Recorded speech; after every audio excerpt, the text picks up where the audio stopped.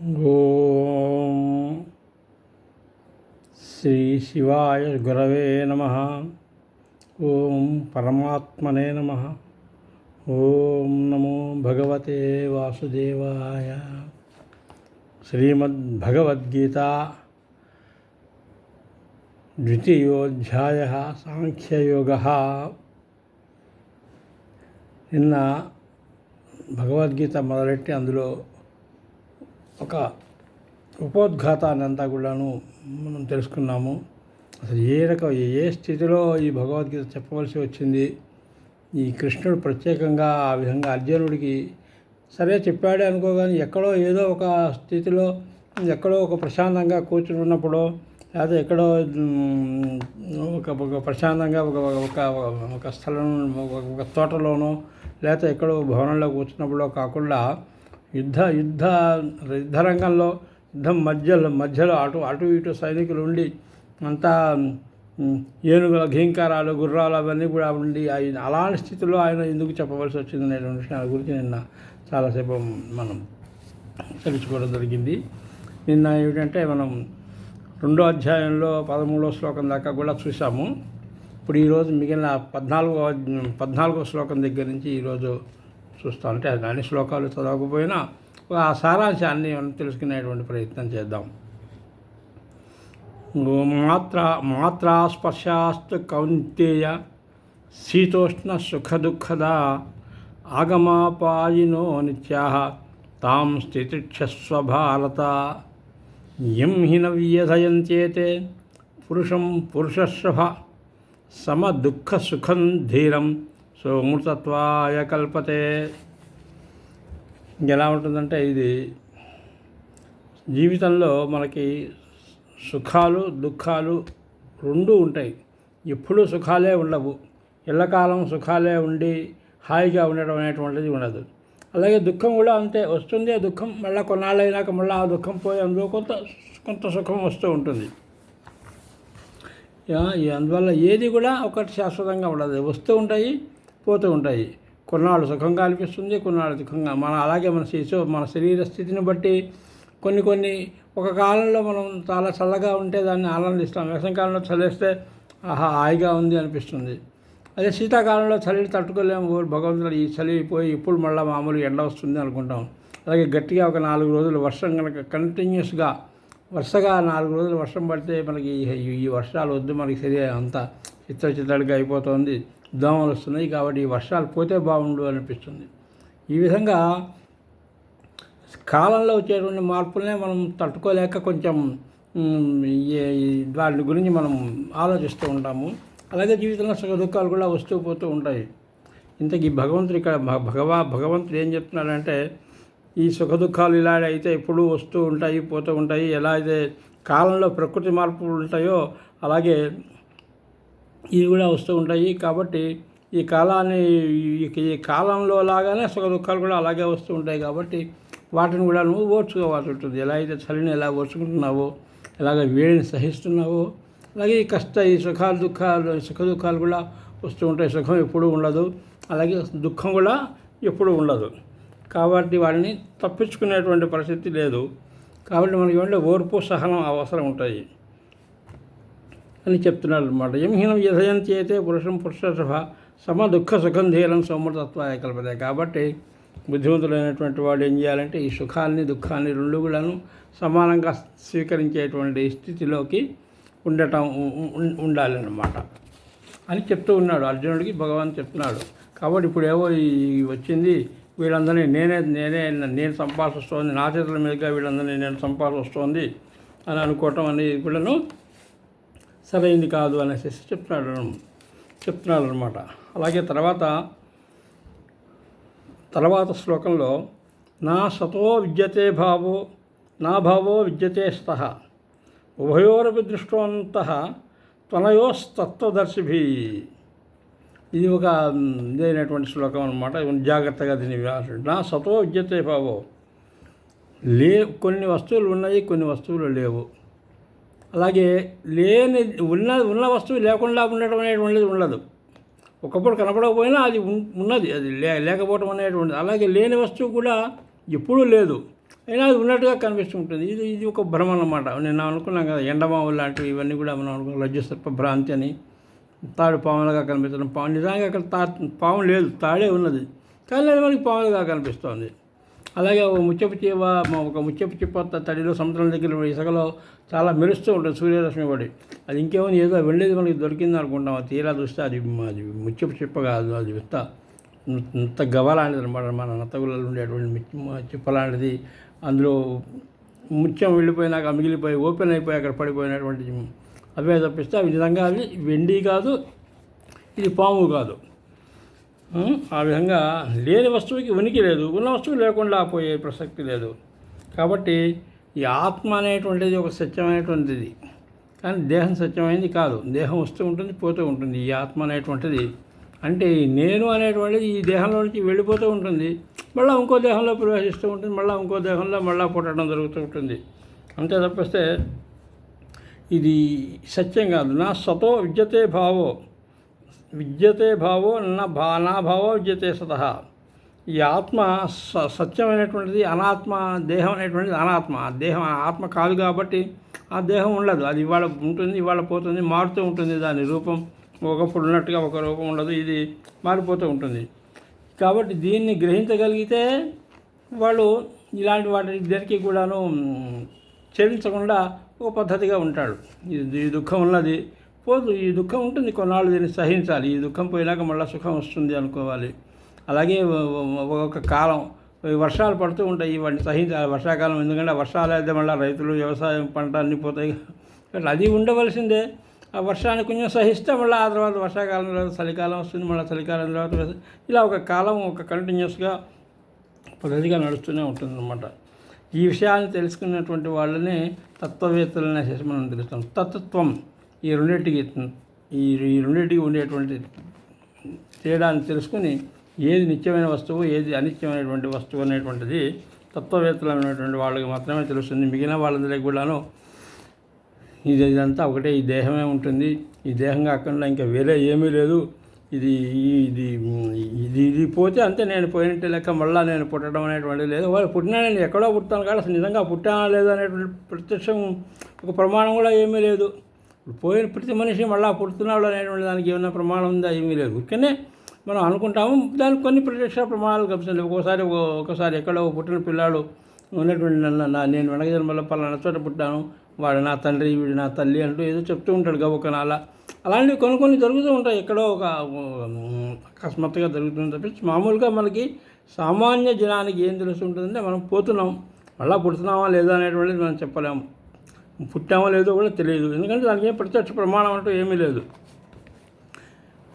ఇది ఒక పాయింట్. ఈ తర్వాత ఏంటంటే ఇంకొక కాబట్టి ఈ ఆత్మ అనేటువంటి దాన్ని నేనేదో చంపేస్తున్నానని కానీ, ఆ చచ్చే వాళ్ళు అయ్యో నేను చచ్చిపోతున్నానని అని కానీ అనుకోవటం, ఇద్దరు కూడా తెలియని వాళ్ళ కింద లెక్క. ఏనం వేత్తి హంతారం యశ్చైనం మన్యతే హతం ఉభౌతో న విజానీతో నాయం హంతి న హన్యతే. చంపటం తెలియటం లేదు, చంపటం అనేటువంటిది జరగట్లేదు, చావటం అనేటువంటిది జరగదు. ఈ రెండు కూడా దేహాలకే వర్తిస్తున్నాయి, కానీ ఆత్మ వస్తువు అనేటువంటిది ఎప్పుడూ కూడా అవినాశంగానే ఉంటుంది. అది ఎప్పుడు అలాగే ఉంటుంది. అది పుట్టదు. న జాయతే మ్రియతే వా కదాచిత్ నాయం భూత్వా భవితా న భూయః అజో నిత్యో శాశ్వతోయం పురాణో న హన్యతే హన్యమానే శరీరం. కాబట్టి ఏంటంటే ఇది ఒకసారి ఉండడం ఒకసారి లేకపోవడం అనేటువంటిది ఏమీ లేదు. ఈ దేహం నువ్వు శాశ్వతంగా ఇప్పుడు ఉంటూనే ఉన్నావు. ఈ శరీరం పోయినా కూడా అది పోవటం అనేటువంటిది ఏమీ ఉండదు ఎప్పుడు కూడా. కాబట్టి ఆ విషయాన్ని ఎవరైతే ఇది తెలుసుకుంటాడో అలాంటి వాడు నేను ఎవరినో చంపానని కానీ నేను చస్తున్నానని కానీ ఎలా అనుకుంటాడో అనుకోడు. ఇది ఈ విధంగా జరగాల్సింది ఇలా జరుగుతోంది. కాబట్టి నువ్వు ఒక నిమిత్త మాత్రుడివి మాత్రమే. ఎలాగైతే ఒక మనిషి పాతవి చిరిగిపోయినటువంటి అయిన వస్త్రాలను వదిలేసేసి మళ్ళీ వేరే వస్త్రాలను వేసుకుంటాడో, అదేవిధంగా ఈ శరీరం కూడా పూర్తిగా ఛిద్రం అయిపోయి ఇదైపోయినప్పుడు ఆ శరీరం పోయి ఇంకో శరీరం వస్తూనే ఉంటుంది. వాసాంసి జీర్ణాన్ని యథా విహాయ నవాని గృహణాతి నరోవరాణి తథా శరీరాన్ని విహాయ జీర్ణాన్ అన్యాన్ని సంయాతి నవాన్ దేహి. చిరిగిన వస్త్రాలను విడిచేసేసి మళ్ళీ మనిషి కొత్త వస్త్రాలను ఎలా ధరిస్తున్నాడో అలాగే ఈ శిథిలమైనటువంటి శరీరం పోయి కొత్త దేహంలోకి ఆత్మ ప్రవేశిస్తూనే ఉంటాడు. ఎలా అయితే ఒక గొంగళి పురుగు లాంటిది ఒక ఆకు మీద ఉంటుంది, అది ఆకు అనేది తినేస్తూ ఉంటుంది.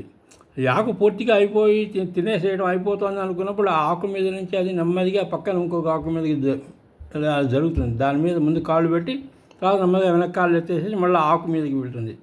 అలాగే శరీరం కూడా అలాగే ఈ జీవి ఎవరైతే జీవుడు ఉన్నాడో ఆ శరీరంలో నుంచి నెమ్మదిగా అలా వెళ్తూ వెంటనే మళ్ళీ అవతల శరీరంలోకి వెళ్ళిపోతున్నాడు. అవతల శరీరం ఎందుకు వస్తుంది ఆ శరీరం అంటే వాడు చేసినటువంటి ఈ జన్మలో వాడు చేసిన కర్మఫలాన్ని బట్టి అవతల శరీరం ఏదో ఒక రకంగా వస్తుంది. ఈ విషయంలో ఎవరికి వాళ్ళకి ఆ ఉన్న శరీరం బాగానే ఉన్నట్టుగా ఉంటుంది. ఈ విషయంలో నాకు కథ గుర్తొస్తుంది, చెప్తున్నాను. ఏంటంటే ఒక గురువు గారు చాలా బాగా తెలిసినటువంటి వాడు. ఆ గురువు గారు ఒకసారి ఆయనకి చాలా నమ్మకమైనటువంటి శిష్యులను ఒక ముగ్గురిని ఒకరోజు పిలిచాడు. ఆయన పడుకుని ఉన్నాడు, పిలిచాడు. అయ్యా మరి నాయన చాలా రహస్యమైన విషయం మీకు చెప్తున్నాను, మీరు దీన్ని చేస్తారు కదా, నేను చెప్పిన ఆజ్ఞని పఠిస్తారు కదా అని అడిగాడు. అయ్యో తప్పకుండా మీరు చెప్పాక మీరు చెప్పండి సార్. ఎందుకంటే ఆయన అప్పటికే చాలా అంత్యదశలో ఉన్నట్టుగా ఉన్నాడు, చాలా వృద్ధులైపోయినాడు. ఆయన మంచం మీద పడుకుని ఉన్నాడు. అందుకని ఆయన దగ్గరికి పిలిచి రండి అని చెప్పిన ఆ ముగ్గురిని దగ్గరికి పిలిచి చెప్పాడు అనమాట. ఇప్పుడు కాసేపట్లో ఇక్కడ ఈ పక్కనే ఉన్నటువంటి ఒక మురికి గుంట ఉంది. ఆ మురికి గుంటలో ఒక పంది ప్రసవ వేదన పడుతోంది. ఇప్పుడు ఆ పందికి ఒక 4 పిల్లలు పుడతాయి. వాటిల్లో అంతా తెల్లగా ఉండే మొహం మీద మాత్రమే ఒక నల్లటి మచ్చగలిగినటువంటి ఒక పిల్ల కూడా ఉంటుంది. మీరేం చేయాలంటే పుట్టంగానే ఆ పిల్లని వెంటనే దాన్ని కర్రలు పెట్టి కొట్టి చంపేసేయండి. మీరు కర్రలు తీసుకుని వెళ్ళండి. అది ఏం చేసినా మీరు వెంటనే చంపేసేయండి. ఎక్కువ ఆలస్యం చేయకుండా వెంటనే మీరు చూడంగానే ఆ పిల్లని మీరు వెంటనే చంపేసేయండి అని చెప్పాడు. అనేసి అన్నాడు. అనగానే ఆయన ఒక 2 నిమిషాలు అటు ఇటు చూసాడు, కళ్ళు చూసి కళ్ళు మూసుకున్నాడు. ఆయన శరీరం వదిలేశాడు. వెంటనే ఈ శిష్యుడు ఈ గురువుగారు వెళ్ళిపోతూ చెప్పినటువంటిది, ఇది చాలా జీవహింస కదా, ఆ పిల్ల పుట్టిన పిల్లే ఆ పిల్లని మనం చంపేసేసేయడం అనేటువంటి చాలా అన్యాయమైనటువంటి. గురువుగారు పోతూ మనకి ఇలాంటి పాప భూయిష్టమైనటువంటి ఇలాంటి విషయాన్ని ఎలా చెప్పాడు, కానీ దీన్ని వినాలా వద్దులేలా బాబు. రెండో వాడు అన్నాడు అనమాట, గురువు ఆజ్ఞని మనం పాటించాల్సిందే. గురువు ఆజ్ఞని మనం పాటించకపోతే మళ్ళీ అదొక పాపం వస్తుంది. కాబట్టి ఆయన చెప్పినట్లే చేద్దామని చేసి వాళ్ళు ఏం చేశారంటే ఒక మంచి కర్రలు తీసుకుని అలా పక్కకి వెళ్ళారు. అక్కడ కొంచెం దూరంగా వెళ్ళాక అక్కడ కనిపించింది ఆ మురుగుంటలాగా. అక్కడ ఒక పంది చాలా భీకరంగా అరుస్తూ ఉంది. దానికి డెలివరీ అయ్యి అప్పుడే అందులో నుంచి ఒక 4 పందులు ఎలాగంటే మనుషులలాగా ఒక పిల్లలు లేకపోతే 2 పిల్లలు కుక్కలకి, పందులకి వాటికి కుక్కలకి వాటికి 4 ఒకేసారి 4-5 పిల్లలు పుడుతూ ఉంటాయి. అలా పుట్టినాయి. వీళ్ళు చూస్తుంటే అందులో వాళ్ళకి కనిపించింది. వాళ్ళకి ఆ గురువుగారు చెప్పినటువంటి వివరం ఉన్నటువంటి అంత నల్లగా ఉండి మొహం, అంతా తెల్లగా ఉండి మొహం మీద ఒక నల్ల మచ్చ పంపిల్లకి కనిపించింది. దీన్ని 2 నిమిషాలు అటు ఇటు ఆలోచన మనం చేయలేదు. గురువుగారు చెప్పాడు మనం చేయవలసిందే ఈ పని అనుకుని వాళ్ళు వెళ్ళి దాన్ని చంపడానికి కర్రలు అయితే కొట్టబోయారు. గబుగా నా పందిపిల్ల మాట్లాడింది, నేను మీ గురువు గారిని మీరు చంపద్దు మీరు, ఎందుకంటే ఈ ఉపాధిలోకి వచ్చి నాకు ఇది బాగానే ఉన్నది, ఈ ఉపాధిలో నేను ఉన్నది బాగానే ఉంది. రెండోది అంటే మళ్ళీ ఒకవేళ నేను ఇప్పుడు మీరు చంపేసినట్టు తప్పించుకున్నా మళ్ళీ ఇంకోసారి ఇలాంటి జన్మ ఎత్తే అవకాశం ఉంటుంది. కాబట్టి నాకు ఇక్కడ బాగానే ఉంది, మీరు వెళ్ళిపోండి, ఎవరికి చెప్పకండి ఈ విషయం అనేసి అన్నారు. వాళ్ళు ఆశ్చర్యపోయి వాళ్ళు ఒక నమస్కారం చేసి చేశారు. అంటే ఏమిటంటే శరీరం నుంచి శరీరానికి వాళ్ళు ఎప్పుడో చేసినటువంటి ఇప్పుడు ఈ కర్మలో ఈ జన్మలో నాకు చాలా జ్ఞానం వచ్చింది, నేను అన్ని విషయాలు తెలుసుకోగలిగాను, నేను తెలుసుకున్నాను అనుకున్నా. కానీ ఈ పూర్వజన్మలో ఎప్పుడో నువ్వు చేసినటువంటి ఒక పాపం వల్ల నీకు మళ్ళీ కొత్త ఉపాధి వస్తూ ఉంటుంది. చిత్రం ఏమిటంటే ఆ ఉపాధిలో ఉన్నంతకాలం ఆ ఉపాధి వాళ్ళకి బాగానే ఉన్నట్టుగా ఉంటుంది. చూసేవాళ్ళకి అయ్యో ఏమిటి కుక్క జన్మ అవుతుంది, అక్కడి నుంచి వాడు కొడితే పరిగెత్తడం, వీడు కొడితే పరిగెట్టడం, ఈ పంది జన్మ ఏమిటిది అన్ని అశుద్ధమైనటువంటి విషయాలని తినడం ఇదంతా అనేసి అనిపిస్తుంది. కానీ ఆ జన్మలో ఆ స్థితిలో ఉన్నటువంటి వాడికి అది బాగానే ఉంటుంది. ఇప్పుడు మనం ఉన్నాము, మనం బాగానే ఉన్నాము, మనం హాయిగా ఉన్నామని అనుకుంటున్నాం కానీ నిజానికి ఒక ఒక ఒక సన్యాసి అయినటువంటి వాడు, ఒక యోగి అయినటువంటి వాడు ఏమనుకుంటాడంటే వాడు చూడాలి మామూలుగా ఈ సంసారంలో పడి కొట్టుకుంటున్నాడు, సుఖాలు దుఃఖాలు అంటూ నానా అన్నీ తప్పిస్తున్నాడు, సంసారం అని మొత్తుకుంటున్నాడు. ఇందులో నుంచి వాడు బయటపడితే చాలా బాగా ఉంటుంది, వాడికి ఏమైనా వైరాగ్యం కలిగి ఎవరైనా ఏదైనా వచ్చి ఏదో మంచి గురువుని ఆశ్రయించి వాడు చక్కటి మార్గంలోకి వెళితే చాలా బాగా ఉంటుంది అనిపిస్తూ ఉంటుంది. కానీ వాళ్ళు అలా అనుకోవటం లేదు. నేను చాలా సుఖంగానే ఉన్నాను, బాగానే ఉన్నాను, ఇప్పుడో సుఖం, ఏదో ఒక కష్టం వస్తే వస్తుంది, ఇప్పుడైనా చిన్న చిన్న జబ్బులు రోగాలు వస్తున్నాయి, డాక్టర్ దగ్గరికి వెళ్ళినా బాగానే ఉంది, కానీ ఇది నాకు బాగానే ఉందని అనుకుంటూ ఉన్నాడు. ఆ విధంగా ఈ కర్మ చెప్పినటువంటి దానికి భగవంతుడు ఇక్కడ చెప్పినటువంటిది ఏమిటంటే ఈ శరీరం అనేటువంటిది ఉంటుంది, పోతుంది, ఇందులో ఏమీ లేదు. ఈ శరీరం పోతే ఇంకో శరీరం వస్తుంది, ఇంకో శరీరం పోతే ఇంకో శరీరం వస్తుంటుంది. ఆ శరీరంలో ఉన్నటువంటి దేహి ఎవడైతే ఉన్నాడో వాడిని ఏమీ చేయలేవు. నయనం చిందంతి శస్త్రాన్ని నయవం దహతి పావకః. శస్త్రాలు, కత్తులు కటాలు లాంటివి దీనంతా ముక్కలుగా చేసేసేయటం ఏమీ జరగదు, శరీరం పోతుంది. అలాగే పావక అగ్ని వచ్చాయనుకోండి, అగ్నిని కాలిస్తే శరీరం అంతా అగ్ని కాలిపోతుంది, కానీ అందులో ఉన్నటువంటి ఆత్మ కాలిపోవడం అనేటువంటిది ఉండదు. నా చేయనం లేదని చాపో నా శోషయతి మారుతహ. అలాగే గాలి ఆపేసేసి దాన్ని వాళ్ళని ఒక గాలి అలాంటి స్థితికి వెళ్ళేటువంటిది కానీ, అదే గాలి ఎక్కువైపోయి కొట్టుకుపోవటం అనే స్థితి కానీ, ఈ రెండు కూడాను జరుగుతాయి. కానీ ఇవన్నీ కూడా శరీరానికి సంబంధించినవే, ఆత్మకి సంబంధించినది కావు. ఆత్మ ఎప్పుడు కూడా అలాగే ఉంటుంది, దానికి ఇవేమీ ఉండవు అని. అవ్యక్తోయం అచంత్యోయం అవికార్యోయం ఉచ్యతే తస్మాదేవం చేత్వైనం నాను శోచతి మర్హసి. ఈ ఆత్మని ఆయుధాలు నరకలేవు, అగ్ని దహించలేదు, నీళ్ళు దీన్ని తడపలేవు, అలాగే గాలి దీన్ని ఎండిపోయేటట్టుగాను చేయలేదు అనమాట. ఎందుకంటే దీనికి ఏ రకమైనటువంటి ఈ మార్పులు ఉండవు. అంతటా ఇది అంతా కలిసి అన్ని చోట్ల అంతా ఇది స్థిరం, ఇది సనాతనం, ఇది ఇంద్రియాలకు కనిపించదు. మనసు ఇంద్రియాలకు కనిపిస్తుంది, ఎవరికి తెలియదు. ఒక గురువు గారు ఒక పిల్లాడు చాలా అల్లరి చేస్తూ ఉన్న గురువు గారు కాదు, ఒక పెద్ద విద్యార్థి, మనం వివేకానందుడి గురించి చెప్తా. సరే వివేకానందుడు అవునా కాదో కాదు, కానీ నువ్వే కనిపించిన వాళ్ళని మీరు దేవుని చూసారా అని అడుగుతున్నాడు. అడిగితే అబ్బే మేము మేము చూడలేదు. మరి చూడకపోతే దేవుడు లేడనేసి అనుకోండి, అంతేగాని దేవుడు ఉన్నాడనేసి ఎలా చెప్తారు? మీరు చూడని దాన్ని మీరు లేదు ఉంది అని ఎలా చెప్తారు అనేసి ఆయన డబాయిస్తూ ఉండేవాడు. ఈ విధంగా ఆయన వెళ్తుంటే ఆయనకి ఎవరో చెప్పారు, అక్కడ దక్షిణేశ్వర్లో ఒక రామకృష్ణ పరమహంస గారు ఒక పెద్ద ఆయన ఉన్నాడు, నువ్వు ఆయన దగ్గరికి వెళ్ళి ఆయన నీకు ఏదైనా ఒక సమాధానం చెప్పడము, నీకు దేవుడిని చూపించడం ఆయన చేయొచ్చు, కాబట్టి నువ్వు ఆయన దగ్గరికి వెళ్ళు అని చెప్తే ఆయన సురేంద్రుడు అంటారు. అంత ముందు కాలంలో ఆ సురేంద్రనాథుడు అక్కడికి వెళ్ళి దక్షిణేశ్వరంలో రామకృష్ణ పరమహంస గారిని కలిశాడు. ఆయన చూడంగానే ఆయన ఈయన గుర్తుపట్టాడు, ఈయన నాకు కాబోయే శిష్యుడు, రాని దగ్గరికి పిలిచాడు. చెప్పు ఏమిటి అంటే, మీరు దేవుడిని చూసారా మీరు అని అడిగాడు. చూశాను చక్కగా, ఇప్పుడు నువ్వు నాకు ఎలా కనిపిస్తున్నావో దేవుడు కూడా నాకు అలాగే కనిపిస్తున్నాడు అని. అలా అయితే నాకు మీరు ఆ దేవుడిని చూపించగలరా అన్నాడు. ఎందుకు చూడలేవు, నువ్వు చాలా నిర్భయంగా శుభ్రంగా నువ్వు దేవుడిని నువ్వు చూడగలవు, చూడలేకపోవడం అనేటువంటిది ఏమీ లేదు, నేను నీకు చూపిస్తాను, నువ్వు చూస్తాననేటువంటి నిజంగా నీకు చూడాలి అనేటువంటి ఒక తపన ఉంటే నువ్వు దేవుడిని చూడగలుగుతావు అన్నాడు. సరే అయితే నాకు చూడండి, నేను దేవుడిని చూడాలనుకుంటున్నాను, నాకు ఇప్పుడే మీరు దేవుడిని చూపించండి అన్నట్టుగా ఆయన అన్నాడు.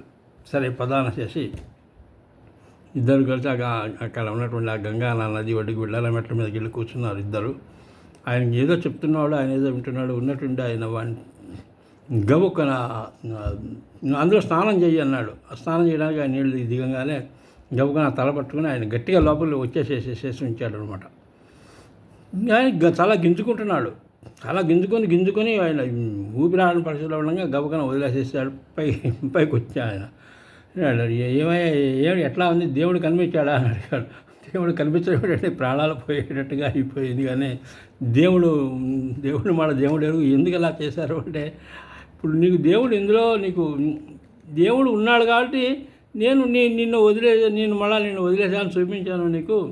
ఎందుకంటే అందుకంటే ఎలా అయితే నువ్వు ఆ నీళ్ళల్లో ఉన్న కాలంలో ఈ నీళ్ళలో ఎలాగైనా బయటపడాలి, ఎలాగైనా ప్రాణాలు దక్కించుకోవాలనేటువంటి ఏ విధమైనటువంటి ఇంత తపన పడి నువ్వు నా చేతిని వదిలించుకుని ఎలా బయటికి వచ్చావో అలా ఈ సంసారాల నుంచి ఈ ఒక వైరాగ్యం ఒకటి ఎలాగైనా నేను దేవుణ్ణి చూడాలి, ఈ సంసారం నుంచి బయటపడాలి అనేటువంటి ఒక తీవ్రమైనటువంటి తపన నీకు ఉంటే ఆ దేవుడు నీకు ఖచ్చితంగా కనిపిస్తాడు అన్నాడు అనమాట ఆయన. సో నాకు ఇది ఊరికైనా కబుర్లు ఏదో మామూలుగా ఏదో మాట్లాడి అడగటం కాదు, నిజంగా దేవుణ్ణి చూడాలనేటువంటి ఒక తీవ్రమైన తపన ఉంటే నేను నన్ను చూడగలుగుతాను అనుకున్నాను. ఆ తర్వాత ఆయనకి శిష్యుడైనాడు. ఇంకా ఇలా చాలా చాలా కథలు ఈ రామకృష్ణ పరమహంసం చెప్పినట్టుగా అమృతం లాంటి విషయాలు చాలా ఎన్నో కథలు ఎన్నో ఉన్నాయన్నమాట. కాబట్టి ఏంటంటే దేవుడు పరమేశ్వరుడు భగవానుడు అంతటా ఉన్నాడు, అలాగే ఈ దేహంలో కూడా ఉన్నాడు, చెట్టు పుట్ట అన్నింటిలో కూడా ఉన్నాడు, ఈ దేహంలో కూడా ఉన్నాడు. అంతే తప్పిస్తే ఈ దేహాలు వస్తూ ఉంటాయి పోతూ ఉంటాయి. ఈ తర్వాత ఏంటంటే ఇంకొక కోణంలో చెప్తున్నాడు ఇప్పుడు ఈ తర్వాత నుంచి. అథ చైనం నిత్యజాతం నిత్యం వా మన్యసే అమృతం తదాపిత్వం మహాబాహో నయం శోచతుమర్హతి. ఒకవేళ నీ పోయిన వాళ్ళు మళ్ళీ పుట్టాడు అనేటువంటిది నువ్వు అంగీకరించలేదు అనుకో, కాసేపు చూద్దాము. నువ్వు చూస్తూనే ఉన్నావు కదా, పుట్టిన ప్రతి వాళ్ళు పోతూనే ఉన్నాడు, ఎవడూ ఉండట్లేదు. ప్రతి వస్తువు కూడా ఏదైతే ఒకటి పుడుతుందో అది పోతోంది, అది నశిస్తూనే ఉంది. జాతస్య ధ్రువ మృత్యు ధ్రువం జన్మ మృతస్య చ తస్మాత్ అపరిహార్యార్థే నత్వం శోచితుమర్హతి.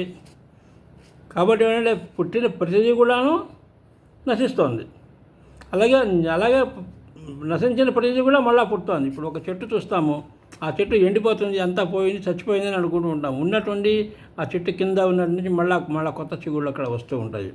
అంటే అది పోలేదు, అది పోయినట్టుగా కనిపించింది, అంతా మొత్తం ఎండిపోయింది. అలాగే ఎన్నో ఆ పైన విత్తనాలు వస్తాయి, ఆ చెట్టువి అవి కింద పడి మళ్ళీ మొక్కలు మొలుస్తున్నాయి, ఎన్నో వృక్షాలు వస్తూ ఉంటాయి. కాబట్టి ఏంటంటే ఇది ఒక ప్రకృతి నియమం.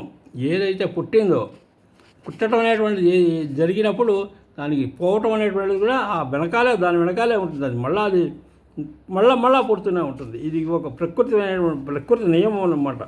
మనం పుట్టేవన్నీ కూడా చావడం చూస్తూనే ఉన్నాం మనం. కాబట్టి ఏంటంటే దేహమైపోతామని తప్పిస్తే లోపల ఉన్నటువంటి జీవుడు ఆయన ఎప్పుడు ఎల్లకాలంలో ఎప్పుడూ ఉంటూనే ఉన్నాడు. కాబట్టి నేనేదో వీళ్ళందరినీ నేను చంపేసేస్తూ ఉన్నాను, నా చేతిలో వీళ్ళందరినీ చస్తారు, నాకు చాలా మహాపాపం వస్తుందని అనుకోదు. వాళ్ళని ఇప్పుడు నువ్వు చంపినా చంపకపోయినా వాళ్ళకి కాలం అయిపోయింది, వాళ్ళు ఎలాగోలా పోతారు, ఏదో విధంగా వాళ్ళు పోతారు. అంతే తప్పిస్తే వాళ్ళు ఉండడం అనేటువంటిది జరగదు. ఇప్పుడు వాళ్ళు పోవాల్సింది వాళ్ళు పోతారు అంతే. ఇంకోటి అవ్యక్తాదీని భూతాన్ని వ్యక్తమధ్యాన్ని భారత అవ్యక్త నిధనాన్యేవ తత్రకా పరివేదన. ఈ ఇప్పుడు ఈ భూతజాలని కనిపిస్తున్నటువంటి దేహాలు, ఈ మనుషులు కానీ ఈ జంతువులు కానీ ఇవన్నీ కూడా పుట్టటకు పూర్వము ఉన్నాయి, ఏదో రూపంలో ఉండి అక్కడి నుంచి మళ్ళీ ఈ రూపంలోకి వచ్చాయి, మళ్ళీ ఈ రూపంలోంచి ఇంకో రూపంలోకి ఎలా వెళ్తాయి, ఎలా పోతాయి, ఏమిటో ఇవేమీ తెలియవు. కాబట్టి ముందు ఏమిటో తెలియదు, తర్వాత ఏం జరుగుతుందో తెలియదు. ముందు తర్వాత రెండు తెలియని విషయాన్ని మధ్యలో మాత్రం కనిపిస్తూ ఉంటే అది శాశ్వతమైంది ఎలా అవుతుంది? అది శాశ్వతమైందంటే ఎప్పుడూ ఉండాలి, కానీ ఇది అలా ఉండట్లేదు కదా. ఈ శరీరాలు వస్తున్నాయి పోతున్నాయి, ఒకడు పోతున్నాడు ఒకడు వస్తున్నాడు, వీడు పుట్టాడని సంతోషించే లోపల ఇంకో పెద్ద అయిన వాళ్ళు ఒకడు పోతాడు ఇంట్లో. సో ఆ కుటుంబంలో ఎప్పుడు పుట్టడం పోవడం అనేటువంటి జరుగుతూనే ఉంది. ఇప్పుడు మన తాతలు, మన తండ్రులు, ఆ పై వాళ్ళందరూ పోయారు మనకి తెలుసు. అలాగే మనము పోతాం ఒకప్పుడు, తర్వాత మన ఈ విధంగా ఏంటంటే ఇది ఒక సంసారం అనేటువంటిది ఒక చక్రం, ఇది ఎప్పుడూ ఇది ఉంటూనే ఉంటుంది. ఇది ఇలాగే ఆశ్చర్యవత్ పశ్యతి కశ్చిదేనం ఆశ్చర్యవత్ వదతి తథైవ చాన్య ఆశ్చర్యవత్సేవ మన్య శృణోతి శృత్వాప్యేనం వేద నచైవ కశ్చిత్. కాబట్టి ఏంటంటే ఇది అందులో కొంత తెలిసిన వాళ్ళు కొంత తెలియని వాళ్ళు ఎవరైనా ఇది చూస్తూ ఉంటే చాలా ఆశ్చర్యంగా అనిపిస్తూ ఉంటుంది. ఈ ఆశ్చర్యంగా దీని గురించి వింటారు ఎవరైనా చెప్తుంటే. దీని గురించి విన్నా చూసినా పలికినా మాట్లాడినా ఏదైనా కూడా ఏంటంటే నిజంగా ఏం జరుగుతోంది ఏమిటి అనేటువంటిది ఎవరికీ తెలియదు. ఈ విషయం అయితే నిశ్చయం. ఏదైనా ఒకటి చదివి లేదా చూసి లేదా పెద్ద గురువులు మహాత్ములైన వాళ్ళు చెప్పడం వల్ల విని ఓహో అనుకోవడమే తప్పిస్తే నిజంగా ప్రత్యక్షంగా ఎవరికైనా ఏమైనా తెలుసా అంటే ఎవడు కూడాను తెలిసిన వాళ్ళు లేడు. దేహి నిత్యం అవధ్యోయం దేహే సర్వస్య భారత తస్మాత్ సర్వాణి భూతాని నత్వం శోచతుం అర్హసి. ఈ ప్రతి దేహంలో కూడా ఉండేటువంటి దేహి, లేకపోతే దేహంలో ఉన్నాడు కాబట్టి దేహి అని, శరీరంలో ఉన్నాడు కాబట్టి శరీరి అని అంటారు. కాబట్టి నీళ్ళే ఆత్మ అనేటువంటివి. ఈ ఆత్మ ఎప్పుడు కూడా నిత్యుడు ఎప్పుడు ఉంటూనే ఉన్నాడు. వీడిని ఎవడు చంపలేడు, ఏమీ చేయలేడు. ఈ శరీరం పోతే ఇంకో శరీరంలో, ఇంకో శరీరం పోతే ఇంకో శరీరంలోకి వాడు వస్తూనే ఉంటాడు. కాబట్టి ఎవడి గురించి కూడాను మనం దుఃఖించాల్సినటువంటి అవసరం లేదు అనేసి ఇక్కడ భగవంతుడు చెప్తున్నాడు అనమాట. దేహీ నిత్యం అవధ్యోయం దేహే సర్వస్య భారత తస్మాత్ సర్వాణి భూతాని నత్వం శోచితుమర్హసి. ఇదిగా తర్వాత ఇంకొక కోణంలో వచ్చి చెప్తున్నాడు. ఇప్పుడు ఒక 2 కోణాలు చెప్పడం జరిగింది. ఇప్పుడు ఇంకో కోణంలో ఏంటంటే స్వధర్మమపి చాపేక్ష నా వికంపితుమర్హసి ధర్మాధి యుద్ధాశ్రయో అన్యత్ క్షత్రియస్య నా విద్యతే. పార్థ, ఓ అర్జున, నీ స్వధర్మాన్ని అనుసరించి, అనగా నువ్వు క్షత్రియుడివి కదా, నీ క్షత్రియ ధర్మాన్ని అవలంబించి నువ్వు యుద్ధం చేయడానికి నువ్వు క్షత్రియుడు అయినావు. నువ్వు పరిపాలించడానికి, జనాల్ని రక్షించడానికి, ప్రజలను రక్షించడానికి నువ్వు ఉన్నావు. కాబట్టి అలాంటి చోట ఎక్కడైనా ఒక అన్యాయం జరుగుతున్నప్పుడు, ఒక అక్రమం జరుగుతుంది అనుకున్నప్పుడు నువ్వు వెంటనే దానికి స్పందించి ఆ అక్రమాన్ని చేయాలి. ఇక్కడ ఏమిటి జరిగింది? ఇక్కడ కౌరవులు ఒక అన్యాయం చేశారు. కాబట్టి అన్యాయం జరిగిన వాళ్ళని శిక్షించడం అనేటువంటి క్షత్రుడి యొక్క కర్తవ్యం. కాబట్టి ఇందులో నువ్వు పుణ్యము పాపం అనేటువంటిది చేయాల్సిన, విమర్శించేసి దాన్ని ఏదో చేయడం అనేటువంటిది ఏమీ లేదు అని చెప్పి ఇక్కడి నుంచి ఏంటంటే పుణ్యపాప విమర్శన చేసి యుద్ధంలో శత్రువుని సంహరించడం కంటే నీ కులధర్మం అయినటువంటి సంహరించడం అనేటువంటిది నీ కులధర్మం. అలా నువ్వు సంహరించకపోతే నువ్వు పాపం చేసిన వాడు అవుతావు. ఇప్పుడు మనం ఏదైనా మనకు ఒక కష్టమో ఒక ఇబ్బందో వచ్చింది, ఏదో ఒకటి జరిగింది, మనం ఒక పోలీస్ వాళ్ళ దగ్గరికి వెళ్ళి, పోలీస్ స్టేషన్కి వెళ్ళి ఇలా ఇది జరిగింది అని చెప్తాము. వాడు వెంటనే రెస్పాండ్ కాకపోయినా, వాళ్ళు వచ్చి పట్టుకునే ప్రయత్నం చేయకపోయినా నువ్వు ఏమంటావు? వాడు పోలీస్ అయ్యిండి వాడు చేయాల్సిన డ్యూటీ వాడు చేయలేదు, అందువల్ల నేను ఎవరితో చెప్పుకోవాలి, పోలీసుకి చెప్పుకోకపోతే నేను ఎవరికి చెప్పకుండా అని చెప్పి అనుకుంటున్నాం కదా. అదేవిధంగా రాజనేటువంటి వాడు, క్షత్రియుడు అయినటువంటి వాడి యొక్క ఇదేమిటంటే ఒక అన్యాయం జరిగినప్పుడు వెంటనే అన్యాయాన్ని సరి చేయడానికి కోసమని ఆయన ప్రయత్నం చేయడం, అన్యాయాన్ని ఖండించి దాన్ని మళ్ళీ సరైన మార్గంలోకి వెళ్ళేటట్టుగా చేయడం అనేటువంటిది ఒక క్షత్రుడి యొక్క కర్తవ్యం.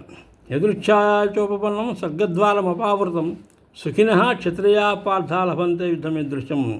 కాబట్టి ఏమంటే ఈ ధర్మ సంగ్రామం, యుద్ధం చేయడం అనేటువంటిది క్షత్రియ జాతికి పెట్టినటువంటి వాళ్ళ కర్తవ్యం. వాళ్ళు దాన్ని ఉపయోగించుకొని అలా ఆ యుద్ధంలో వాళ్ళు కనుక పోయినట్లయితే వాళ్ళకి స్వర్గమే ప్రాప్తిస్తుంది. ఎందుకంటే వాళ్ళు యుద్ధంలో పోయారు. యుద్ధం అనేటువంటిది వాళ్ళ ధర్మం, వాళ్ళు చేయవలసిన ధర్మం కాబట్టి. అందువల్ల నువ్వు ఏమీ ఆలోచించకుండా నువ్వు యుద్ధం చేసి ఈ దుర్యోధనాథుని వరించి నీ రాజ్యాన్ని, నీ ప్రజల్ని కూడా, అందరినీ కూడా నువ్వు కాపాడుకోవాలి అని చెప్పేసి ఆయన చెప్తున్నాడు అనమాట. కాబట్టి ఇక్కడ దీన్ని ఇవాళకి ఆపుదాం. దీన్ని తర్వాత మిగిలినది దైవానుగ్రహం ఉంటే రేపు చూడవచ్చు. ఇలా ఈ పోయేటప్పుడే చెప్పాడు అనమాట. హతోవా ప్రాప్యసే స్వర్గం జీత్వా వా భోక్షసే మహిం తస్మాత్ ఉత్తిష్ట కౌంతేయ యుద్ధాయ కృత నిశ్చయ అని. నువ్వు పోతే నీకు స్వర్గం వస్తుంది, లేదా నువ్వు గెలుస్తావు కాబట్టి ఈ రాజ్యం అంతా నీకు వస్తుంది. నువ్వు, నీ తమ్ము, మీ అన్నదమ్ములు అందరూ కూడాను ఈ రాజ్యాన్ని, మీకు హక్కుగా ఉండాల్సినటువంటి, రావాల్సినటువంటి రాజ్యాన్ని మీకు వస్తుంది. కాబట్టి మీరు దాన్ని చక్కగా మీరు పరిపాలించుకుంటూ మీరు హాయిగా ఉండగలుగుతారు. కాబట్టి ఏం చేసినా కూడా నీకు అది శ్రేయస్కరంగానే ఉంటుంది. కాబట్టి నువ్వు యుద్ధం చేయని చేసి ఆయన గట్టిగా ఆయన చెప్పాడనమాట. ఈ తర్వాత మళ్ళా దీనికి ఆయన ఏమన్నా ప్రశ్నలు వేశాడా, ఇంకా ఆయన ఉపదేశం ఏమైనా ఉన్నది మళ్ళా రేపు ఇప్పుడు చూద్దాం. స్వస్తి.